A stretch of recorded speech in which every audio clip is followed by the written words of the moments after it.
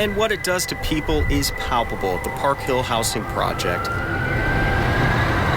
Across the street from spray-painted and boarded-up buildings and inside Unit 31 is where Braxton Carter learned about life. That's where I really found out who I was then. The space, too small for a family of 6, Dad wasn't around. Fending for himself was the only option. And sometimes here, that means entering the world of drugs. You're a product of your environment, and that's what I saw. I seen, the drug dealers out there, they had nice cars, jewelry, money. I wanted that. I've never had nothing. What started as dealing spiraled out of control. I wasn't gonna get caught by the police. I wasn't gonna go to prison. I was gonna sell drugs my whole life, get rich, give me a big house, like they have in the movies and like you see in the music videos. That's what I saw. The lyrics of Tupac, Biggie, and Lil Wayne fueled Carter's vision. Thug life and, gangs and violence and getting his money.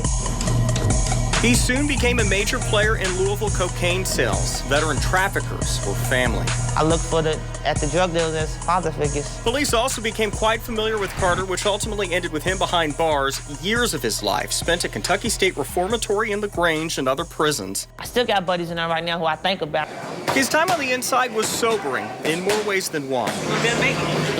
Mainly my kids that really motivated me to look for something. I needed some type of outlet. When he got out, he found it at the gym with gloves. Bring your foot around as you punch. And a coach he met that was on the verge of changing his life.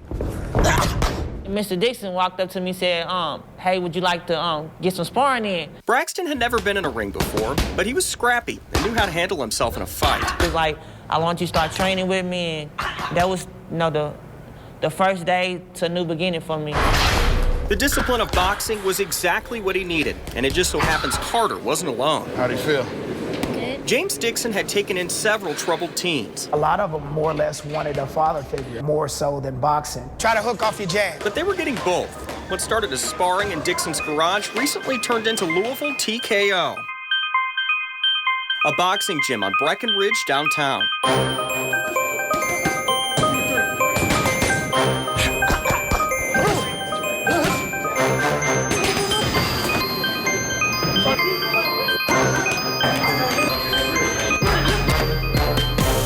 The best of those who train here travel to take on other fighters in the region. But learning the proper way to throw a left hook or right jab. Work your jab, son. Is only part of it. To become a good boxer, you have to show up every day. It's a commitment, it's a lifestyle. Patience, confidence. I've never felt that feeling of having someone believe in me and encourage me. And adversity are what it's really about. You get knocked down in life. You're gonna get knocked down in boxing if you do it long enough. It's how you get up, and you learn a bigger lesson from getting up. Some of the exact lessons a young Cassius Clay learned not too far from here to reach the top of the boxing industry. Where you see most of the drugs and violence, he came from. Carter, a big Muhammad Ali fan, picked up a nickname of his own, Red. His new skills in the gym made him a beast. Come on. Rivals think twice before getting into the ring with him, and it's easy to see why. While a return to the old Braxton Carter is always in the back of his mind.